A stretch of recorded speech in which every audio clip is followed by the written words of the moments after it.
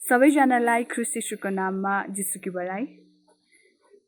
School of लिडरशिपको 5औं सेसनको निम्ति तपाईहरू सबैजनालाई स्वागत जनाउँदै आजको सेसनको टपिक अथवा विषय ख्रीष्टीय गुरुहरूमा हुनुपर्ने विशेषताहरू। आजको सेसनको हाम्रो वक्ताहरू मिस सिमरन मार्लिन तामाङ, मिस जिता लेप्चा। मिस सिमरन मार्लिन तामाङ, उहाँको नाउँ हामीले धेरैचोटि सुनिसकेका छौँ।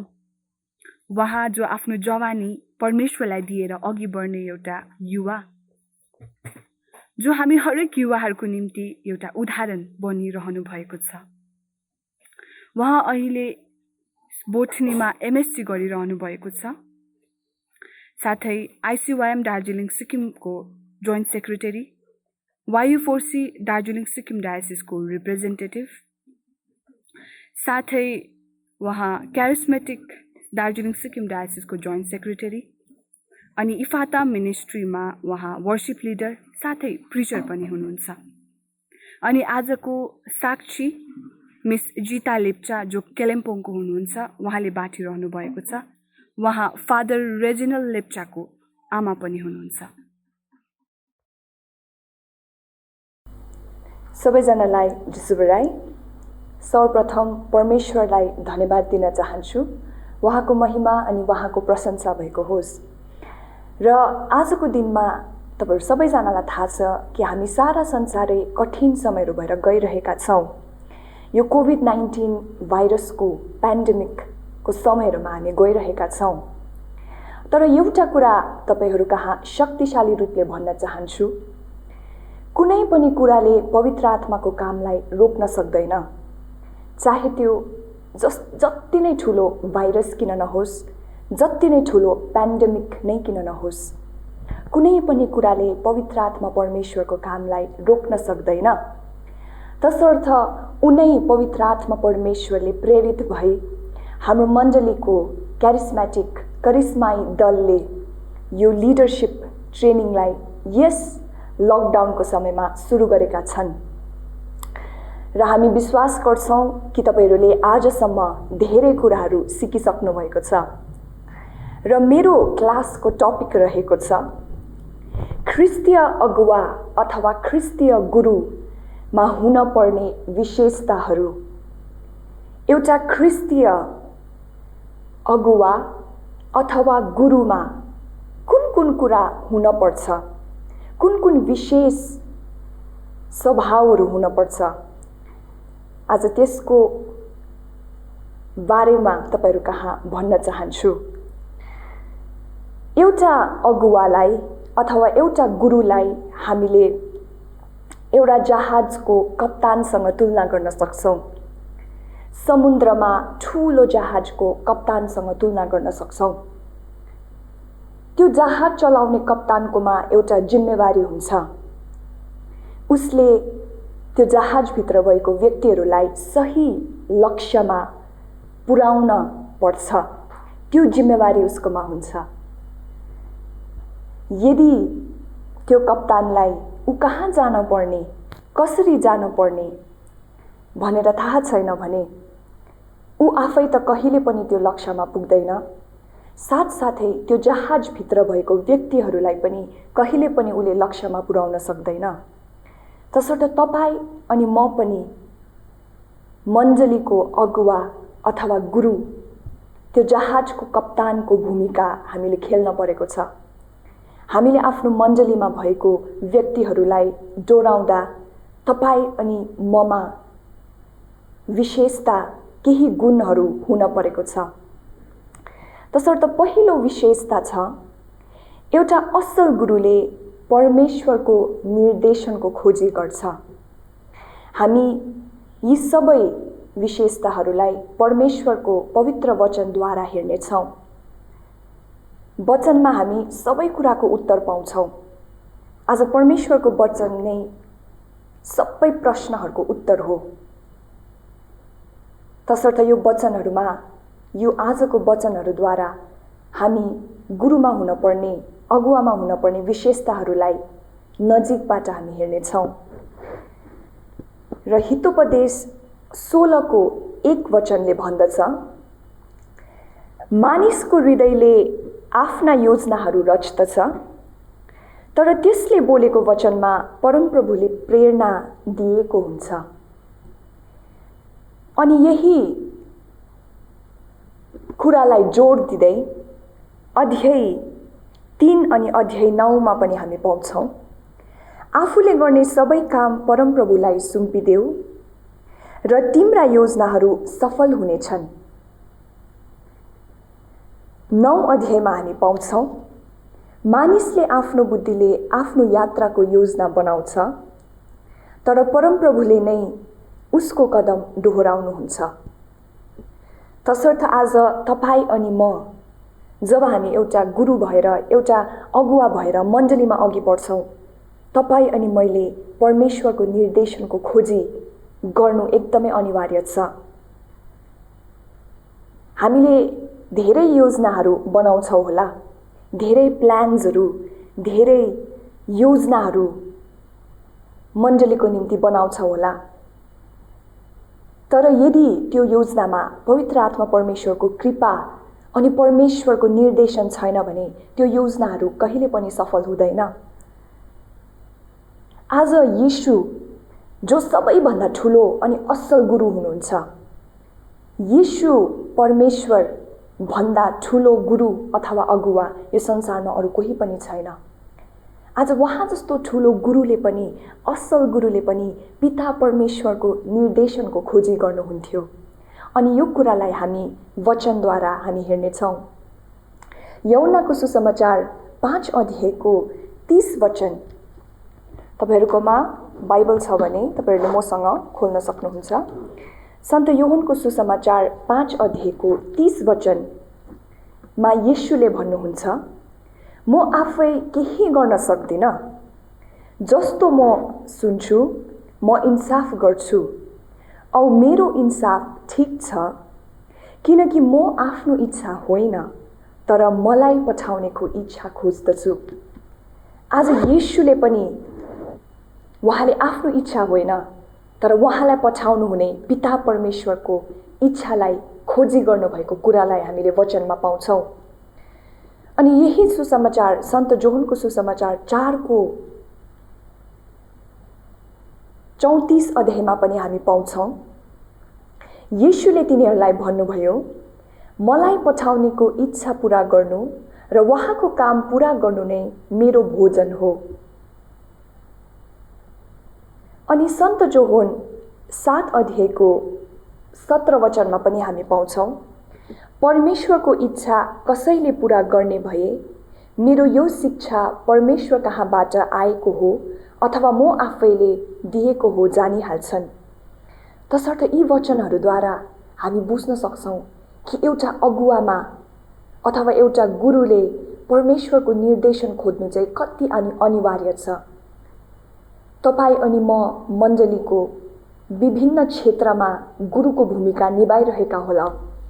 हुनसक्छ डिसिएमा, युवामा, विभिन्न एनिमेटर्सहरूमा, एसएससीमा एउटा गुरु भएर तपाईँ अनि म अघि बढिरहेका हुन सक्छौँ। तर यदि तपाईँ अनि मैले बनाएको योजनामा परमेश्वरको निर्देशन अनि परमेश्वरको इच्छा छैन भने सायदै हामी त्यो कुराहरूमा सफल हुन्छौँ होला। र अब दोस्रो विशेषता, असल अगुवामा अथवा असल गुरुमा आत्मबल हुन्छ। हामीले परमेश्वरको वचनमा धेरै यस्ता ठुला ठुला व्यक्तित्वहरू पाउँछौँ जसमा आत्मबल थियो। ती मध्येमा एकजना व्यक्तित्वको उदाहरण दिन चाहन्छु, दाउद। दाउद यस्तो खालके अगुवा अथवा यस्तो खालके गुरु थियो जसमा धेरै आत्मबल थियो, जसले परमेश्वरमाथि धेरै भरोसा राखेका थिए।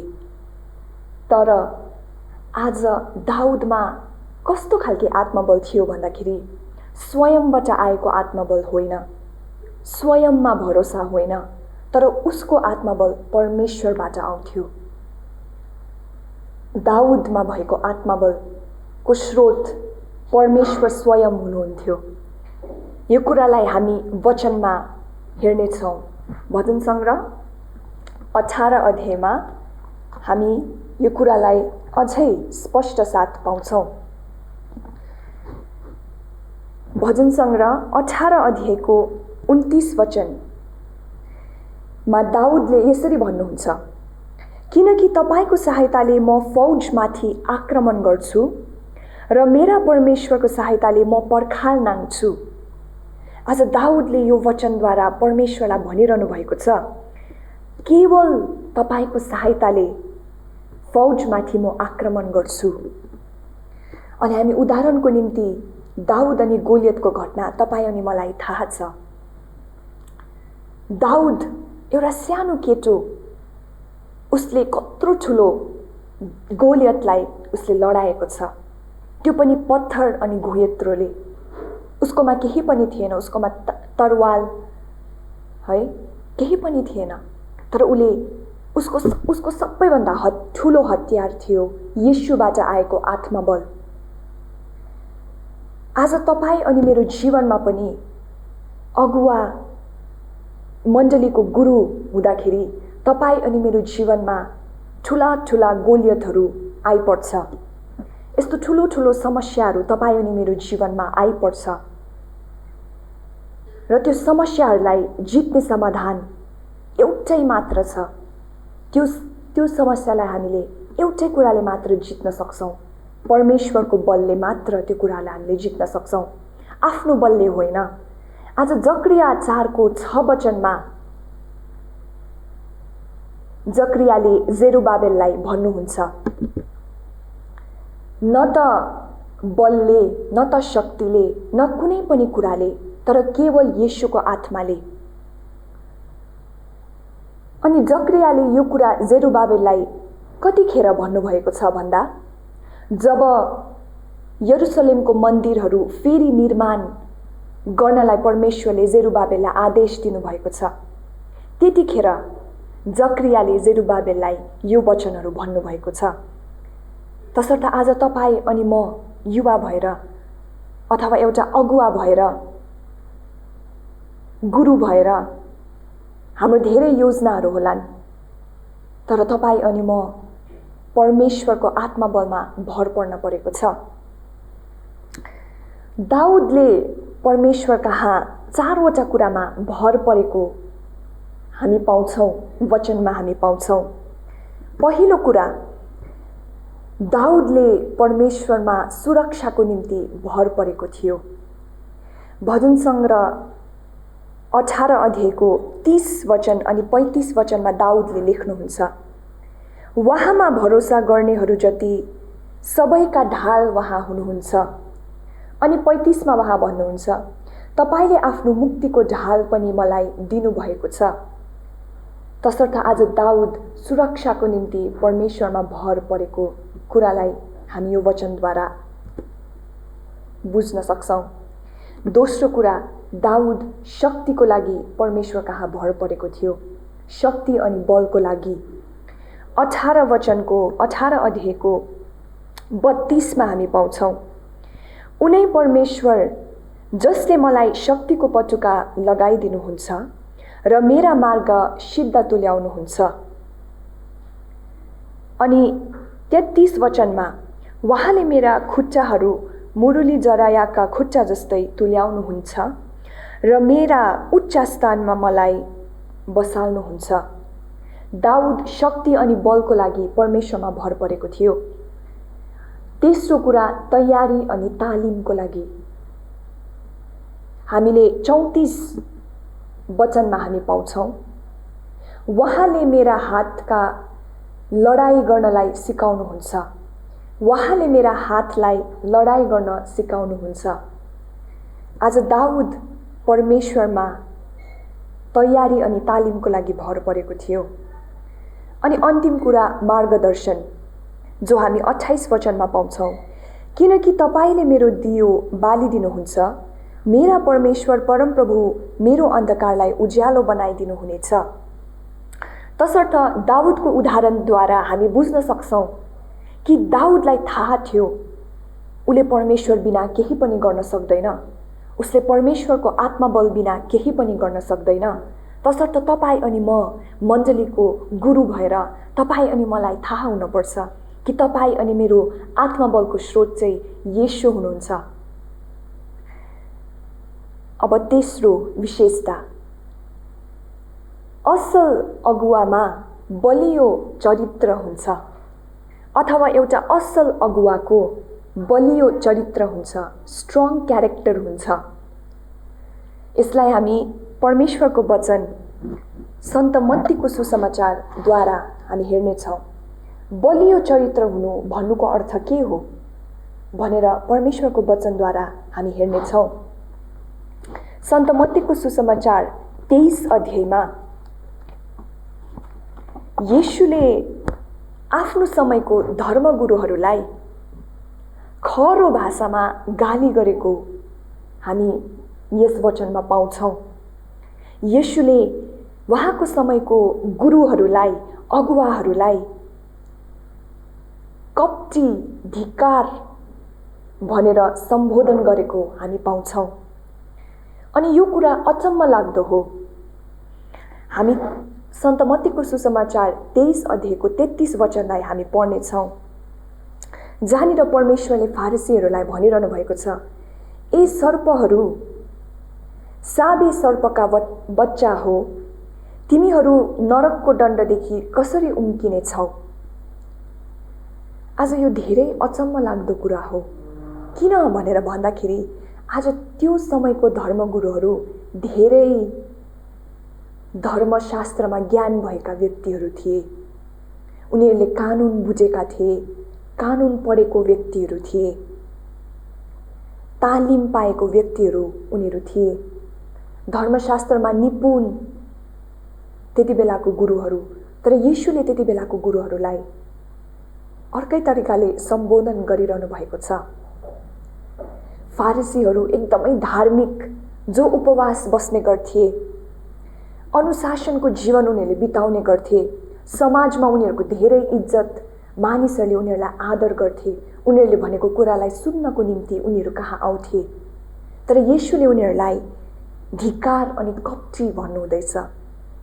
किन भनेर भन्दाखेरि उनीहरूले जे कुरा पनि भन्छन् त्यो अनुसार उनीहरूले आफ्नो जीवन बिताएका हुँदैनन्। यो कुरालाई अझै हामी स्पष्ट साथ हामी हेर्दै जानेछौँ। र यो सन्त मत्तीको सुसमाचार 23 वचनमा 23 अध्यायमा परमेश्वरले 7वटा कुरामा फारिसीहरूलाई धिक्कार भन्नुभएको छ। र त्यो 7वटा कुराहरू तपाईँ अनि मेरो लागि चुनौतीपूर्ण छ। तपाईँ अनि मेरो लागि त्यो ठुलो चुनौती भएको 7वटा विषयहरू छ। आउनुहोस् त्यो विषयलाई पालो पालो गर्दै हामी हेर्नेछौँ। त्यो 7वटा चुनौतीमा पहिलो चुनौती छ निष्ठा अथवा इमानदारी, जो हामी सन्त मत्तीको सुसमाचार 23 अध्यायको 3 र 4 वचनमा हामी पाउँछौँ। यसकारण जे तिनीहरूले भन्दछन् ती गर र मान, तर तिनीहरूकै काम जस्तो चाहिँ नगर, किनकि तिनीहरूले भन्दा त भन्छन् तर गर्दैनन्। हो, तिनीहरू गहरो र बोक्न नसक्ने भारी बाँधेर मानिसहरूको काँधमा हालिदिन्छन्, तर तिनीहरूले आफैले भने आफ्ना औँला पनि ती सारिदिने मन गर्दैनन्। र आज यी वचनको विपरीत हो निष्ठा अनि इमानदार हुनु। आज परमेश्वरले तपाईँ अनि मलाई आह्वान गरिरहनु भएको छ। आज तपाईँ अनि म गुरु भएर अरूलाई शिक्षा त दिन्छौँ, तर आज त्यो शिक्षा अनुसार आफू जिउनु धेरै चुनौतीको कुरा हो। तर आज परमेश्वरले तपाईँ अनि मलाई भनिरहनु भएको छ, आज हामी जे प्रचार गर्छौँ त्यो प्रचार अनुसार तपाईँ अनि मेरो जीवन पनि हुन परेको छ। हामीले जुन वचन प्रचार गर्छौँ आज त्यो वचनप्रति हामी इमानदार हुन परेको छ। इमानदारपूर्वक आफूले गरेको प्रचार अनुसार तपाईँ अनि म जिउन परेको छ। दोस्रो चुनौती छ प्रामाणिकता। प्रामाणिकतालाई हामी सरल भाषामा भन्नु हो भने असली असली अथवा साँचो प्रामाणिक भनेर पनि भन्न सक्छौँ। मत्ती 23 को सन्त मत्तीको सुसमाचार 23 को 5 अध्यायमा येशूले भन्नुहुन्छ, तर तिनीहरू आफ्ना सारा काम मानिसहरूलाई देखाउनको निम्ति गर्दछन्। आज के तपाईँ अनि म पनि यस्तै त भएका छैनौँ? आज हामीले गरेको प्रचार, हामीले गरेको जति पनि परमेश्वरको निम्ति हामी काम गर्छौँ, आज त्यो कामहरू मानिसलाई देखाउनको निम्ति त गरेका छैनौँ। तपाईँ अनि म कहाँ यो प्रश्न छ कि हामी घरमा जब एक्लो हुन्छौँ हामी कस्तो छौँ? म कस्तो छु? जब म घरमा एक्लो हुन्छु, जब मलाई कुनै मानिसले देखेको हुँदैन, म कस्तो छु? मेरो व्यवहार कस्तो छ? तर आज परमेश्वरले तपाईँ अनि मलाई भन्नुहुन्छ, आज यो मत्ती 23 को वचनहरूद्वारा तपाईँ अनि मलाई उहाँले चुनौती दिइरहनु भएको छ।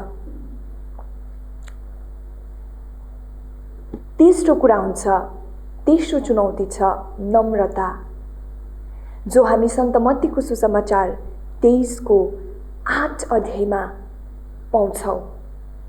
येशूले चेतावनी दिइरहनु भएको छ। तपाईँ अनि मलाई येशूले चेतावनी दिनुहुँदैछ। कुन कुरामा भनेर भन्दाखेरि हामी धेरै यस्ता अगुवाहरू होलाउ जसलाई पद मनपर्छ, अवधा मनपर्छ, इज्जत गरिएको मनपर्छ। अवश्य नै हामी मानिस हौँ, कमजोर छौँ, लडखराइ पठाउँछौँ है। तर आज येशूले तपाईँ अनि मलाई नम्र हुने चुनौती दिइरहनु भएको छ। आज नम्र हुनु ठुलो परीक्षा हो।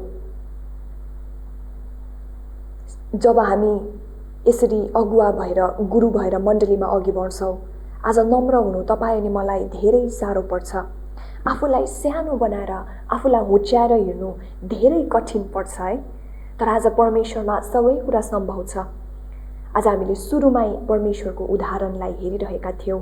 आज परमेश्वर भएर पनि उहाँले आफ्नो पिताको इच्छा अनि उहाँको पिताको निर्देशनको खोजी गर्नुहुन्थ्यो। तसर्थ आउनुहोस् गुरुहरू, अगुवाहरू, येशूलाई हाम्रो जीवनमा बढ्न दिऊ, आफूलाई होइन। सन्त जोहनको सुसमाचार 3:30 वचनमा सन्त जोहनले मिठो कुरा भन्नुभएको छ। प्रभु तपाईँ बढ्न होस् अनि म घट्न चाहन्छु। आज साँच्चै नै तपाईँ अनि मेरो जीवनमा चाहिँ येशू बढ्न परेको छ। तपाईँ अनि म विभिन्न मिनिस्ट्रीहरूमा होलाउ है, अथवा विभिन्न पद एसोसिएसनहरूमा हामी होलाउ। के येशू बढिरहनु भएको छ कि हाम्रो नाउँ बढेर गएको छ? आज यो कुराहरूलाई ध्यानपूर्वक आफ्नो हृदयमा जाँचेर हेर्ने यो समय हो। चौथो चुनौती छ दया, करुणा। सन्त मत्तीको सुसमाचार 13 अध्याय 23 अध्यायको 13 वचनमा प्रभुले भन्नुहुन्छ। सन्त मत्तीको सुसमाचार 23को 13 वचनमा प्रभुले भन्नुहुन्छ, धिक्कार तिमीहरूलाई शास्त्री र फारसी हो, कपटीहरू, किनकि तिमीहरू मानिसका विरुद्ध स्वर्गको राज्य बन्द गर्छौ। अनि 15 अध्यायमा उहाँले भन्नुहुन्छ, धिक्कार तिमीहरूलाई शास्त्री र फारसी हो, कपटीहरू हो, किनकि तिमीहरू एकैजनालाई आफ्नो ममता ल्याउनको निम्ति समुद्र र पाखा चाड्दछौ र त्यो तिमीहरूका ममतामा आएपछि त्यसलाई आफूभन्दा दोबर नरकको कोडी बनाउँछौ। आज तपाईँ अनि म एउटा गुरु भएर तपाईँ अनि मेरो हृदय दयाले भरिएको हुनुपर्छ, करुणाले भरिएको हुनुपर्छ। 5औं चुनौती छ दृष्टिकोण। सन्त मत्तीको सुसमाचार अध्याय 23 वचन 16मा प्रभु भन्नुहुन्छ, 16 वचनमा प्रभुले भन्नुहुन्छ, धिक्कार तिमीहरूलाई ए अन्धा अगुवा हो। उहाँले अगुवाहरूलाई अन्धा भनेर सम्बोधन गरिरहनु भएको छ। आत्मिक तौरले अन्धा, शारीरिक तौरले उहाँले भन्नुभएको छैन। तर आज तपाईँ अनि म यस संसारमा आत्मिक तौरले अन्धा भएका छौँ। तपाईँ अनि म, मेरो दृष्टि अन्धो भएर गएको छ। तसर्थ एउटा असल गुरु अथवा अगुवामा ठुलो दृष्टिकोण हुन परेको छ। मण्डलीमा महत्त्व कुराहरूलाई ध्यान दिने दृष्टिकोण तपाईँ अनि मेरो हुन परेको छ। जहिले पनि जुनै पनि कुरालाई गर्दा, जुनै पनि कुरामा येशूको इच्छाको खोजी गर्ने, येशूको नाउँलाई अघि बढाउने दृष्टि अथवा दृष्टिकोण तपाईँ अनि मेरो हुन परेको छ। तसर्थ यो समयहरूमा प्रार्थना गरौँ कि परमेश्वरले तपाईँ अनि मेरो आत्मिक आँखाहरूलाई खोलिदिउन् अनि परमेश्वरले तपाईँ अनि मलाई ठुलो दृष्टिकोण अथवा ठुलो दृष्टि दिउन् अनि हामीले महसुस गर्न सकौँ कि परमेश्वर बिना हामीले केही पनि गर्न सक्दैनौँ। छैटौं कुरा छ ध्यान, फोकस। सन्त मत्तीको सुसमाचार 23 अध्यायमा नै परमेश्वरले भन्नुहुन्छ, 23 अध्यायको 23 वचनमा प्रभुले भन्नुहुन्छ,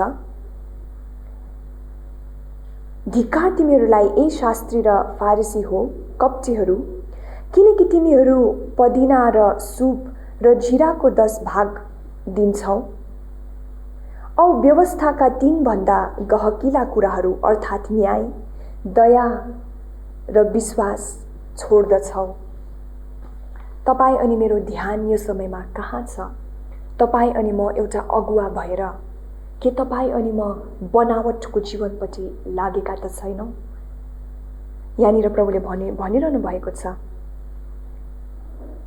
भागहरूपट्टि तिमी लाग्छौ, तर आज तिमीले त्यो जुन कुरामा तिम्रो ध्यान हुन पर्ने त्यो कुरालाई हामीले सायदै छोडिसकेका छौँ। त्यो ध्यान दिन पर्ने कुराहरू छ दया, विश्वास। हाम्रो मण्डलीमा व्यक्तिहरूको विश्वास कहाँ बढिरहेको छ, कुन दिशातर्फ गइरहेको छ?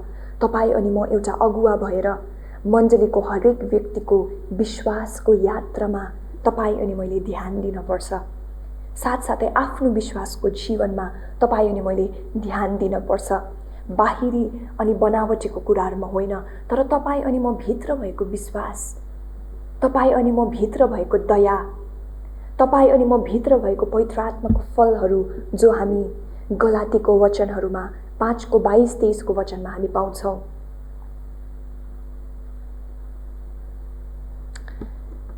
अनि सातौं कुरा उदारता। तपाईँ अनि म उदार हुन परेको छ। परमेश्वरले तपाईँ अनि मलाई चुनौती दिइरहनु भएको छ। कपटी अनि स्वार्थीको विपरीत तपाईँ अनि म हुन परेको छ। आज कतिचोटि हामी मानिस भएको कारणले आज हामी संसारको अगाडि त हामी अर्कै हुन्छौँ है। सायद राम्रो लुगा लगाएर हुन्छ कि है, पाउडर दलेर हुन्छ कि के गरेर हुन्छ कि संसारको अगाडि त हामी राम्रो देखिन्छौँ, तर हामी भित्र कस्तो छौँ? आज सुकेको रुख हुन्छ नि है, जब एउटा रुख सुक्छ उसको भित्र केही पनि हुँदैन, बाहिर मात्रै ठुलो बोक्रा हुन्छ, तर भित्र ऊ सुकिसकेको हुन्छ। त्यसरी नै के तपाईँ अनि म पनि बाहिरबाट त हामी राम्रो देखिन्छौँ, तर भित्रबाट के तपाईँ अनि मेरो विश्वास सुकेर त गएको छैन? के तपाईँ अनि म भित्र भएको त्यो विश्वास, त्यो दया सुकेर त गएको छैन? परमेश्वरसँगको घनिष्ठको सम्बन्ध सुकेर गएको त छैन? तसर्थ यो 7वटा चुनौतीहरू परमेश्वरले तपाईँ अनि मलाई दिइरहनु भएको छ। हो, यो अवश्य कठिन छ। यो 7वटा चुनौतीमा खडा उत्रिन कठिन छ, तर आज सन्त लुकाको सुसमाचार 1को 37 वचनले भन्छ, प्रभुमा केही पनि असम्भव छैन, प्रभुमा सबै कुरा सम्भव छ। तसर्थ तपाईँ अनि मैले परमेश्वरको शक्तिमा अवश्य यो 7 चुनौतीहरूलाई पार गर्न सक्छौँ। र परमेश्वरले यो जुन वचनहरू भन्नुभएको छ, यो साधारण व्यक्तिहरूलाई भन्नुभएको छैन, तर आज परमेश्वरले यो वचनहरू शास्त्री अनि फारिसीहरूलाई भनिरहनु भएको छ। तर यो शब्दहरूलाई मण्डलीका ती व्यक्तिहरूको निम्ति प्रयोग गर्नलाई नचलाऊ जो व्यक्तिहरूले साँचो तरिकाले येशूलाई खोज्न व्यक्तिहरूलाई सिकाइरहेका छन्। आज हाम्रो मण्डलीमा यस्ता गुरुहरू पनि छन् जसले साँचो तरिकाले मानिसहरूलाई येशूको खोज गर्न सिकाइरहनु भएको छ। तसर्थ यी शब्दहरूलाई उनीहरूको विरुद्धमा हामी प्रयोग नगरौँ, तर यो शब्दहरूलाई आफ्नै जीवनले जाँच गरौँ, आफ्नै जीवनको जाँच गरौँ। यो शब्दहरूद्वारा, यो 7 चुनौतीद्वारा आफ्नै जीवनलाई जाँच गरौँ। र अब हामी फर्केर गुरुमा हुनपर्ने विशेषताहरूमा हामी फर्केर आइरहेका छौँ। अर्को विशेषता के छ भनेर भन्दाखेरि, असल गुरु भद्र हुन्छ, अहङ्कारी होइन। हामी हितोपदेशको वचनहरूमा हामी जानेछौँ। हितोपदेशको 16को 1 को वचनहरूले भन्दछ, 16को 1 अनि 16को 5 वचनले भन्दछ, अहङ्कारी मानिस सबका सब परमप्रभुको दृष्टिमा घृणित छन्। आज परमेश्वरले अहङ्कारी व्यक्तिहरूलाई घृणा गर्नुहुन्छ। तसर्थ आज तपाईँ अनि म एउटा मण्डलीको गुरु भएर तपाईँ अनि म भद्र अनि नम्र हुनुपर्छ, अहङ्कारी होइन। आज हाम्रोमा यस्तो प्रकारको दृष्टिकोणहरू हुन्छ, मैले भनेको मात्रै सुन्न पर्ने है, मैले भनेको मात्रै कुरा ठिक हो। यदि मैले भनेको कुरा कसैले मानेन भने हामीलाई ठेस पुग्छ है। भोलिदेखिको हामी मण्डलीमा जान छोडिदिन्छौँ, गिर्जा जान छोडिदिन्छौँ है, अथवा त्यो पर्टिकुलर त्यो समुदायमा हामी जान छोडिदिन्छौँ। तर परमेश्वरले तपाईँ अनि मलाई यसको विपरीत हुने आह्वान गरिरहनु भएको छ। तपाईँ अनि मलाई भद्र हुने, नम्र हुने आह्वान गरिरहनु भएको छ। असल अगुवा शान्ति स्थापक हुन्छ, जो हामी हितोपदेश 16 को 7 वचनमा हामी पाउँछौँ। जब मानिस र त्यसको चालबाट परमप्रभु प्रसन्न हुनुहुन्छ, तब उहाँले त्यसका शत्रुहरूलाई पनि त्यससित मिलापमा राख्नुहुन्छ। एउटा असल गुरु, एउटा असल अगुवा जहिले पनि शान्ति स्थापना गर्ने व्यक्ति हुन्छ। तर कतिचोटि तपाईँ अनि म झगडाको गुड हुइपठाउँछौँ, किनभने तपाईँ अनि म कमजोर छौँ, तपाईँ अनि म पापमा फसेका छौँ, पापमा लडेका छौँ। तर प्रभुले तपाईँ अनि मलाई शान्ति स्थापक हुने आह्वान गरिरहनु भएको छ। कुरा बुझिदिने, सुनिदिने क्षमता, अरूको जीवनको दुःखहरू सुनिदिने क्षमता तपाईँ अनि मबाट हराएको छ जस्तो लाग्छ। आफ्नो विरुद्धमा हामीले केही पनि कुरा सुन्न सक्दैनौँ है, त्यसमा हामीलाई जवाब फर्काइदिइहाल्नुपर्छ। तर प्रभुले तपाईँ अनि मलाई शान्ति स्थापक हुने आह्वान गरिरहनु भएको छ। होस गरौँ, कतै हाम्रो साहस है, हामी साहसी छौँ भन्नुको नाउँमा हामी साहसी छौँ भन्दै होस गरौँ कि तपाईँ अनि मेरो त्यो साहस मानिसप्रति चिसोपनमा परिणत भएको छैन, मानिसप्रतिको त्यो चिसो स्वभावमा परिवर्तन भएको छैन। 6औं एउटा अगुवामा हुनुपर्ने विशेषता छ, असल अगुवाले इमानदार विश्वासयोग्य व्यक्तिहरूको सल्लाह लिन्छ। एउटा असल अगुवा कहिले पनि एक्लो हुँदैन, तर उसले जहिले पनि आफूभन्दा ठुला बडा अथवा आत्मामा भिजेको व्यक्तिहरूको सल्लाह लिन्छ। तपाईँ अनि म, हाम्रो मण्डली जुन छ, हाम्रो रोमन क्याथोलिक जुन मण्डली छ, चर्च छ है, आज हाम्रो चर्च चाहिँ कम्युनियल चर्च हो, समुदायको चर्च छ। तसर्थ तपाईँ अनि म एक्लै केही पनि गर्न सक्दैनौँ। तपाईँ अनि म समुदायमा रहेर इमानदार व्यक्तिहरू, विश्वासयोग्य व्यक्तिहरूको सल्लाह तपाईँ अनि मैले लिन परेको छ। 7औं विशेषता छ, असल अगुवा असल शिक्षार्थी हुन्छ, अथवा एउटा असल अगुवामा कहिले पनि सिक्ने क्षमता हराउँदैन। ऊ जहिले पनि नयाँ कुरा सिक्नको निम्ति तयार हुन्छ।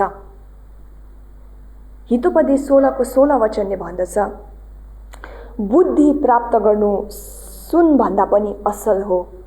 तसर्थ एउटा असल गुरुलाई थाहा हुनुपर्छ कि ऊ कहिले पनि सिकेर सक्दैन, बुद्धिको कुरा सिकेर उसले कहिले पनि सक्दैन। बढ्दै अनि बदलिँदै जान पर्छ।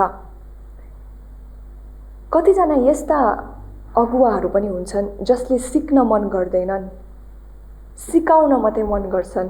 तर आज प्रभुले तपाईँ अनि मलाई यसको विपरीत हुनु पर्छ भनेर आह्वान गरिरहनु भएको छ।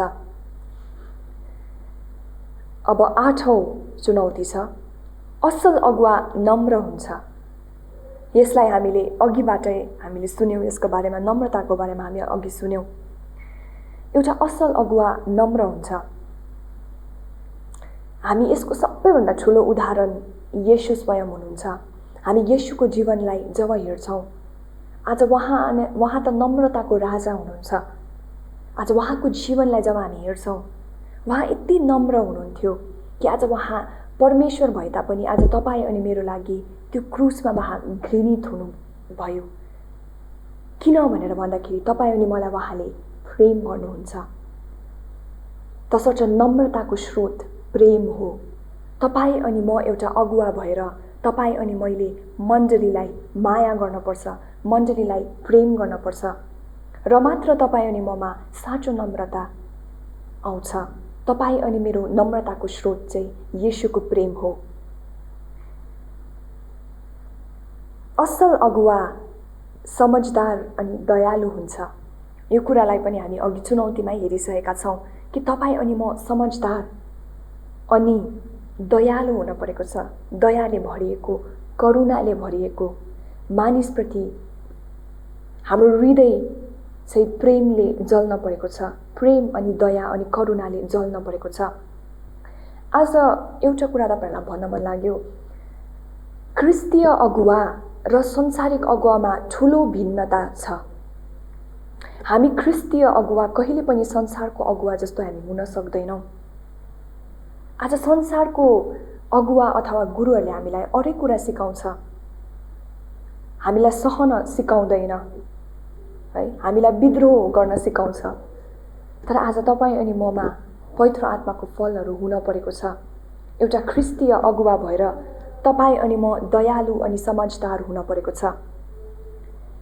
रिसाउनमा ढिलो हुनु परेको छ। आज हामी धेरैजनाको रिस साँच्चै नै नाकको टुप्पामै हुन्छ है। हामीले रिस गरी पठाइहाल्छौं। तर आज परमेश्वरले तपाईं अनि मलाई भनिरहनु भएको छ कि तपाईं अनि म रिसाउनमा ढिलो हुनु परेको छ। हामी कोसिस गरौँ। हामी संसारमा हामी हेर्छौं भने हाम्रो अफिसहरुमा है अथवा कलेजहरुमा, स्कुलहरुमा त्यो एङ्ग्री बस हुन्छ नि है, हाम्रो साहबहरु हुन्छ नि जो चाहिँ एकदम जहिले पनि रिस गरिरहेको है, त्यस्तो हुनलाई तपाईं अनि म बोलाएका होइनौं। तर आज तपाईं अनि म रिसाउनमा ढिलो प्रभु जस्तै हुनलाई बोलाएका हौ। तपाईं अनि म निष्पक्ष अनि निर्णय गर्ने हुनुपर्छ। निष्पक्ष, सबैको पक्ष सुनिदिने अगुवा हुनुपर्छ, गुरु हुनुपर्छ। र एउटा प्रकारले हेर्नु हो भने एकमात्र गुरु छन् जो येशू हुनुहुन्छ। सन्त मत्तीको सुसमाचार 23 को 10 वचनमा पाउँछौ, तिमीहरूको एउटै मात्र गुरु छन्, पिता हुनुहुन्छ भनेर वचनले भन्दछ। तर अर्कोतिर जब हामी हेर्छौं, हामी हरेक व्यक्ति लिडर हुनलाई, अगुवा हुनलाई, गुरु हुनलाई बोलाइएका हौ। हामी कोही पनि यो बुलाहटबाट बाँच्न सक्दैनौं। कुनै न कुनै तरिकाले तपाईं अनि म गुरुहरू हौ। तसर्थ हामी कसरी गुरु हौ, कुनै न कुनै तरिकाले गुरु हौ भनेर भन्दाखेरि आज तपाईं अनि मेरो जीवन चाहिँ उदाहरणको जीवन छ है। तपाईं अनि मैले जिएको जीवनलाई चाहिँ व्यक्तिहरूले हेरिरहेका हुन्छन्। हर वक्त हरदम तपाईं अनि मेरो जीवनलाई उहाँहरूले हेरिरहेका हुन्छन्। तसर्थ आज तपाईं अनि मेरो जीवनद्वारा पनि हामीले मानिसहरूलाई शिक्षा दिन सक्छौं। आज यसरी बाइबल पढेर प्रचार गरेर मात्र होइन, तर तपाईं अनि मेरो जीवनबाट पनि हामीले मानिसहरूलाई शिक्षा दिन सक्छौं। यो दृष्टिकोणमा हेर्छौं भने तपाईं अनि म सबैजना गुरु हौ। र अन्तिम एउटा गुरुमा हुन पर्ने विशेषता के छ भनेर भन्दाखेरि एउटा गुरु जहिले पनि निन्दा भनाइको लागि तयार हुनुपर्छ भन्दाखेरि अचम्मको सुन्छ है। तर आज तपाईं अनि म एउटा गुरु भएर तपाईं अनि म जहिले पनि यस्तो कुराहरूको निम्ति पनि हामी तयारी हुनुपर्छ। हाम्रो जीवनमा भनाइ आइपर्दैन भन्ने कुरा होइन, हाम्रो जीवनमा मानिसको थुकाई भनाइ आइपर्दैन भन्ने कुरा कहिले पनि होइन। आज परमेश्वरलाई त संसारले घृणा गरेको थियो भने आज तपाईं अनि म त मामुली गुरुहरू हौ, मामुली मानिसहरू हौ। तसर्थ तपाईं अनि मेरो जीवनमा पनि धेरै यस्तो भनाइको कुराहरू आइपर्छ। अनि यो कुरालाई हामी स्पष्ट अयुबको वचनमा हामी पाउँछौं। अयुबको कथा तपाईं अनि मलाई सबैजनालाई थाहा छ है। अयुब एकजना यस्तो व्यक्ति हुन्छ जो परमेश्वरको नजरमा धर्मी ठहरिएको हुन्छ। आज परमेश्वरले पनि अयुबमाथि घमण्ड गरेको कुरालाई हामी पाउँछौं। गर्व गर्नुभएको छ अयुबको विश्वासमाथि। तर आज अयुब जस्तो व्यक्तिले पनि निन्दा अनि भनाइको सामना गर्न परेको छ। उसको आफ्नै साथी, उसको नजिकको व्यक्ति एलिहुको भनाइ अनि निन्दा अयुबले सहेको घटनालाई हामी अयुबको 33 अध्यायमा हामी पाउँछौं। एलिहु जो अयुब भन्दा पनि सानो थियो, आज उसको भनाइ अयुबले सुन्न परेको छ। उसको हप्की अयुबले सुनेको कथालाई हामी पाउँछौँ। तर अयुब कहिले पनि पछि हटेको छैन। अनि अयुबलाई कस्तो प्रकारको भनाइ आएको छ भनेर भन्दाखेरि अयुबलाई बुद्धिविहीनको कुरा गर्छ है। म तिमीलाई बुद्धि सिकाउँछु, ज्ञानको कुरा सिकाउँछु भनेर एलिहुले अयुबलाई तल झारेर होच्याउँदै भनेको कुरालाई हामी पाउँछौँ। आज यसरी नै आफ्नो विश्वासको यात्रामा गुरु भएर अघि बढ्दा तपाईँ नै मेरो जीवनमा धेरै भनाइहरू आइपर्ला। आज म पनि यस्तो जालहरूबाट गुज्रेको छु, यस्तो समयहरूबाट धेरै गुज्रेको छु। जब 2014 को सालमा मैले बप्तिस्मा ग्रहण गरेँ,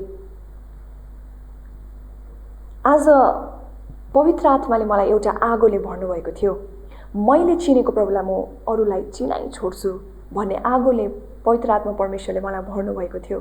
र त्यो समयमा जब म अघि बढिरहेको थिएँ, मेरो जीवनमा धेरै निन्दा, धेरै ढुङ्गाहरू सहन पर्यो। तर आज अघि भनेको वचन चाहिँ सन्त मत्तीको सुसमाचार 23 अध्यायको 12 वचनले भनेको चाहिँ जो होचिन्छ ऊ उचालिनेछ भनेर परमेश्वरको वचनले भन्दछ। त्यो समयहरूमा परमेश्वर बाहेक मेरो कोही पनि थिएन। आज परमेश्वरमा म भर परेको कारणले गर्दाखेरि परमेश्वरले मलाई नमागी धेरै कुराहरू दिनुभएको छ। सबैभन्दा ठुलो कुरा हो परमेश्वर स्वयं। मेरो जीवनमा मैले परमेश्वरलाई पाएको छु अनि त्योभन्दा बढ्ता अरू मलाई केही कुराको पनि खाँचो छैन। आज भजन सङ्ग्रह 23 को वचन छ है, परमप्रभु मेरो गोठालो हुनुहुन्छ, मलाई अरू केही कुराको खाँचो छैन भन्ने वचन चाहिँ साँच्चै नै मेरो जीवनमा पुरा भइरहेको म पाउँछु। तसर्थ आजको दिनमा हामीले अगुवामा हुने विशेषताहरूको बारेमा सिकेका छौँ अनि सुनेका छौँ। यो दिनहरूमा जब हामी घरमा छौँ है, कोभिड-19 को टाइममा घरमा छौँ, यो समयहरूलाई त्यसै नफालौँ, व्यर्थमा नफालौँ, तर एउटा असल गुरु अनि अगुवा हुने प्रयास गरौँ, प्रभुमा आफ्नो जीवन समर्पण गरौँ। र अन्तमा यति भन्दै अन्त गर्न चाहन्छु सन्त जोहनको सुसमाचार 3 को 30 लाई फेरि पनि कोट गर्दै, जहाँनिर सन्त जोहनले भन्नुहुन्छ, प्रभु तपाईँ बढ्न होस् अनि म चाहिँ घट्न चाहन्छु। आज साँच्चै नै हाम्रो मण्डलीमा, हाम्रो डायोसिसमा प्रत्येक व्यक्तिले जब आफूलाई मारेर येशूलाई अगाडि राखेर हिँड्छ भने आज हाम्रो मण्डलीमा अचम्मको कुराहरू हुन्छ भनेर हामी विश्वास गर्छौँ। सबैजनालाई जिसु बढाई अनि प्रेज द लर्ड।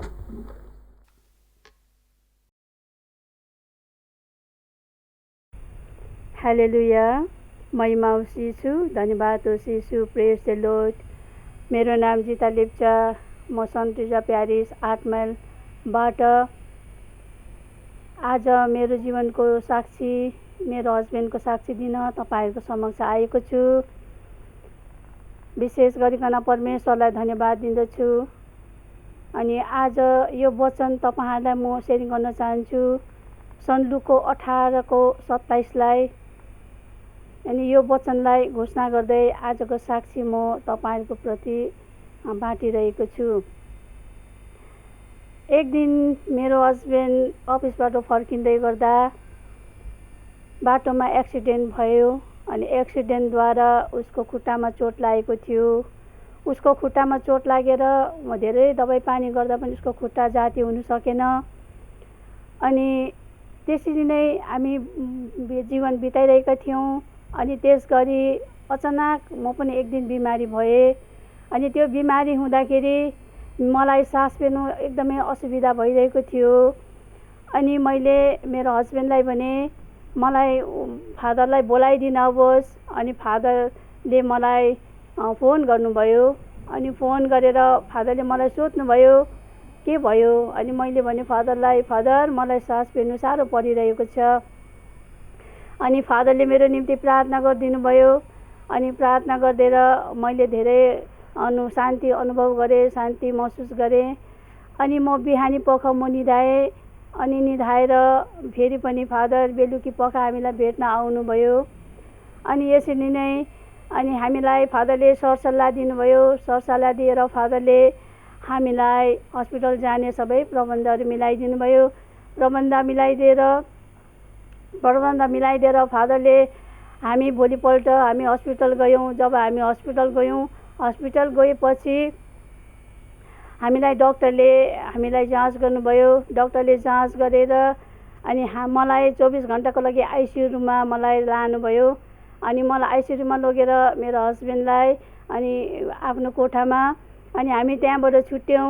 हामी त्यहाँबाट छुटेर मलाई 24 घन्टाका लागि आइसियुमा राख्दाखेरि अनि फादरले फेरि भोलि बिहान मलाई प्रभुको परमप्रसाद दिन मलाई आउनुभयो। अनि प्रभुको परमप्रसाद दिनुभएर फादर जानुभयो। फादर गएर फेरि पनि मलाई आउनुभयो मलाई भेट्नको निम्ति। अनि फादरले मलाई भन्नुभयो अनि 2 दिन ढिलो भएको भए तिम्रो हस्बेन्डको खुट्टा काट्नुपर्ने थियो। अनि मलाई अचम्म लाग्यो। अनि मैले त्यसै बेला मैले प्रभुलाई धन्यवाद दिएँ। प्रभु कति महान हुनुहुँदो रहेछ। अनि मैले यस वचनलाई मैले घोषणा गरेँ। अब यो सन् लुको 18 को वचनलाई मैले याद गरेँ अनि परमेश्वरलाई धन्यवाद दिएँ। अनि मेरो टेस्टहरू हुन थाल्यो। मेरो टेस्ट हुँदाखेरि मेरो कुनै पनि मेरो बिमारहरू भेट्न सकेन। अनि मेरो बिमार सँगसँगै मेरो हस्बेन्डको खुट्टाको ट्रिटमेन्ट हुन थाल्यो। अनि त्यस गरी मेरो हस्बेन्डको खुट्टा स्वास्थ्य हुँदै गयो। अनि स्वास्थ्य भएर हामी धेरै दिन हस्पिटलमा रह्यौँ। अनि त्यहाँबाट रहेर हाम्रा परिवारमा हामी आइपुग्यौँ। अनि हाम्रो परिवारमा आएर हामीले परमेश्वरलाई धन्यवाद चढायौँ। अनि सधैँ नै हामी परमेश्वरलाई धन्यवाद चढाइरहेका छौँ। हाम्रो जीवनमा प्रभुले आश्चर्यको काम गर्नुभयो। अनि उहाँको खुट्टा अहिलेसम्म सही सलामत रहेको छ। अनि म पनि अहिलेसम्म सही सलामत छु। अनि परमेश्वरले यति बिघ्न हाम्रो परिवारमा कृपा वर्षाउनु भएको निम्ति परमेश्वरलाई म धन्यवाद दिँदछु। अनि यसरी नै हामी सधैँ नै प्रभुको समक्ष सम्पूर्ण हृदयले जब हामी समर्पण गर्छौँ, जब हामी प्रभुमा विश्वास गर्छौँ र प्रभुले हामीलाई आफ्नो बाहुलीमा राख्नु हुँदो रहेछ अनि हामीलाई स्वास्थ्य दिनु हुँदो रहेछ भने हामीले विश्वास गरेका छौँ। अनि यसरी हाम्रो जीवनमा धेरै धेरै घटनाहरू घट्यो तर प्रभुले अहिलेसम्म पनि हामीहरूलाई सुरक्षित नै राख्नु भएको छ। किनभने प्रभुमा जब हामी विश्वास गर्छौँ तब प्रभुले हामीलाई हाम्रो नयाँ जीवन हामीलाई नयाँ अनुग्रह र आशिष दिनुहुँदो रहेछ भन्ने जुन विश्वास मैले मेरो परिवारले पाएका छौँ। अनि यसको निम्ति परमेश्वरलाई धन्यवाद दिँदछु। प्रेज द लर्ड।